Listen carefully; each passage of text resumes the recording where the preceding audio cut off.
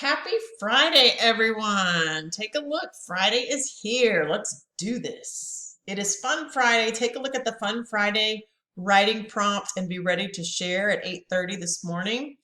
I will post the spelling test on Seesaw as well as the place value assessment.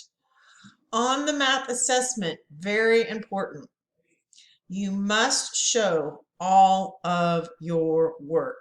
If not, I'm going to send it back. Okay, so I really need to see all of your work. We will be logging into Savas Realize, like we did last Friday, to take our Lewis and Clark and me assessment. So have ready the username and password that I gave for you that you should have written down.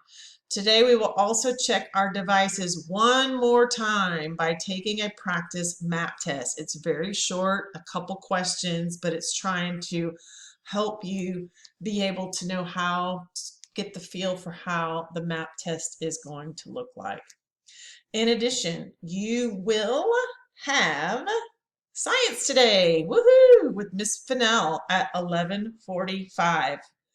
So take a look at your schedule for the day in the classwork PowerPoint so that you can see the change that was made for today with those things that we're going to do. So let's make it a fabulous Friday, and I will see you guys promptly at 8:30.